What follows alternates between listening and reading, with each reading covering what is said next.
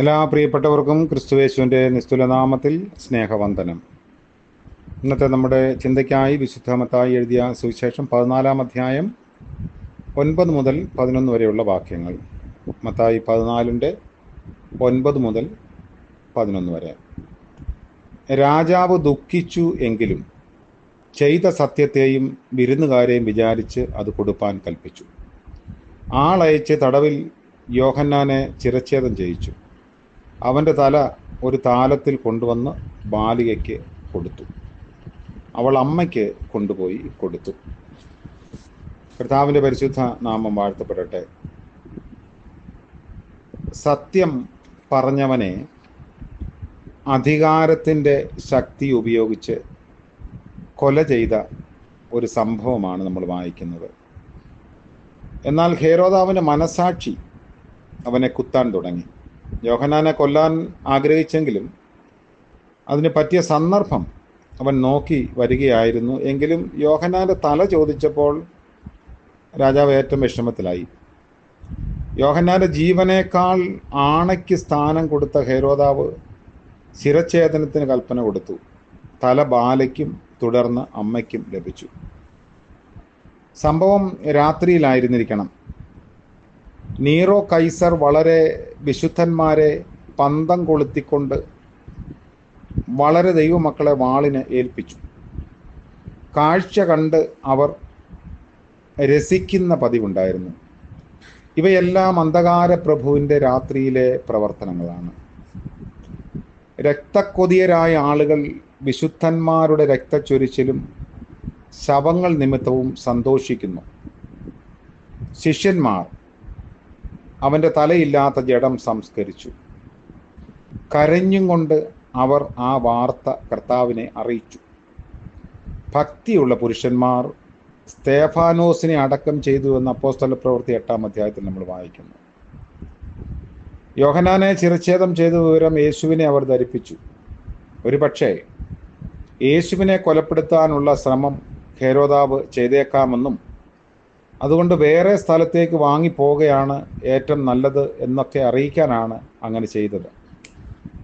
നമ്മെ എന്തെങ്കിലും കാര്യം അലട്ടുകയും വിഷമിപ്പിക്കുകയും ചെയ്യുമ്പോൾ യേശുവിനെ സമീപിക്കുകയാണ് ഏറ്റവും നല്ല കാര്യം. നമ്മുടെ പ്രതിസന്ധികളിലും നമുക്ക് തനിയെ നിൽക്കാൻ പറ്റാത്ത സാഹചര്യങ്ങളുമൊക്കെ കർത്താവിൻ്റെ സന്നിധിയിൽ അറിയിക്കുമ്പോൾ അവിടെ നമുക്കൊരാശ്വാസമുണ്ട്. യഹൂദ രാജാവായ ഹിസ്കിയാവിൻ്റെ കാലത്ത് അശൂർ രാജാവ് യുദ്ധത്തിന് വന്നു. യഹൂദന്മാർ വിഷമത്തിലായി.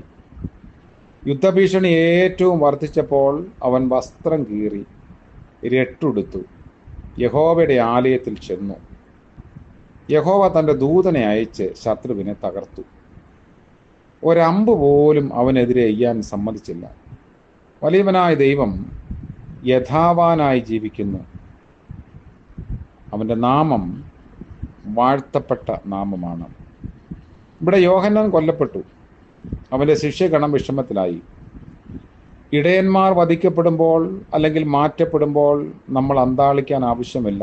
ഏറ്റവും വലിയ ഇടയൻ നമുക്ക് പരമോന്നതങ്ങളിലുണ്ട്. നമ്മുടെ ഇടയന്മാർ മാറ്റപ്പെടുമ്പോൾ നാം കുറെ കൂടെ ക്രിസ്തുവിനോട് സമീപിക്കേണ്ടതാണ്.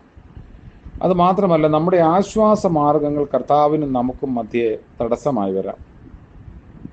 കർത്താവിന് കൊടുക്കേണ്ട ബഹുമാനവും സ്നേഹവും നമ്മൾ മനുഷ്യർക്ക് കൊടുത്തു എന്നും വരാം.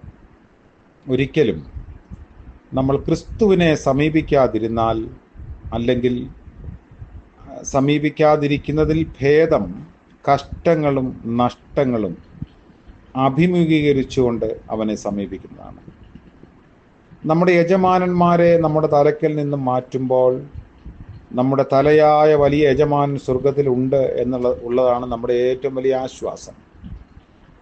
യോഹന്നാൻ സ്നാപകന്റെ മരണത്തെക്കുറിച്ച് ചരിത്രകാരനായ ജോസിഫസ് പറയുന്നത്, ഹേരോദാവിൻ്റെ ആദ്യ ഭാര്യയുടെ പിതാവായ പെട്രസ് രാജാവുമായി ഹേരോദാവ് യുദ്ധം ചെയ്യുമ്പോൾ തോൽക്കുകയും അത് നിമിത്തം ഫ്രാൻസിലെ ലയോൺസിലേക്ക് നാട് കടത്തപ്പെടുകയും ചെയ്തു എന്നാണ്. യോഹന്നാനെ വധിച്ചതിലൂടെ ദൈവശിക്ഷയാണിത് എന്ന് ജനങ്ങൾ അങ്ങനെ വിമർശിക്കുകയും ചെയ്തിട്ടുണ്ട്.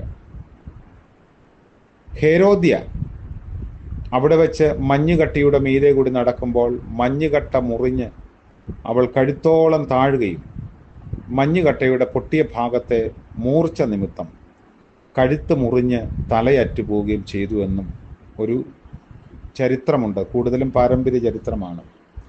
എന്തായിരുന്നാലും ഒരു നിരപരാധിയുടെ രക്തം ചിന്തിക്കാൻ കാരണമായവരെ ചരിത്രം വെറുതെ വിട്ടില്ല. അപ്പോൾ ഇതിൽ നിന്ന് നമ്മൾ മനസ്സിലാക്കുന്നത്, സത്യം താൽക്കാലികമായി ഒരു പക്ഷെങ്കിൽ പരാജയപ്പെടാം, എന്നാൽ ആത്യന്തികമായി അത് ജയിക്കുക തന്നെ ചെയ്യും.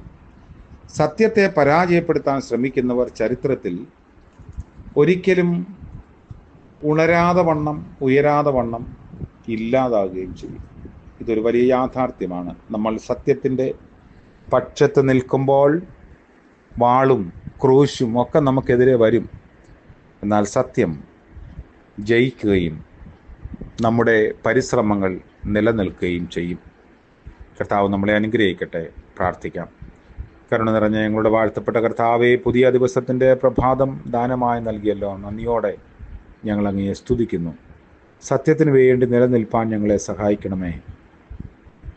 ഇന്ന് പകലിൻ്റെ എല്ലാ പ്രവൃത്തികളിലും ഞങ്ങളുടെ ആവശ്യങ്ങളിലും യാത്രകളിലും അവിടുത്തെ കൃപ ചൊരിയണമേ. പ്രഭാതം മുതൽ പ്രദോഷം വരെയും അവിടുത്തെ നിയന്ത്രണത്തിൽ ഞങ്ങളെ വഹിക്കണമേ. യേശു മശിഹായുടെ നാമത്തിൽ അടിയങ്ങൾ പ്രാർത്ഥിക്കുന്നു. കൃപയോടെ കേൾക്കുമാറാകണമേ. ആമേൻ. ത്രിയേക ദൈവത്തിൻ്റെ കൃപയും അനുഗ്രഹവും നമ്മോടുകൂടെ എന്നും എന്നേക്കും ഉണ്ടായിരിക്കുമാറാകട്ടെ. ആമേൻ.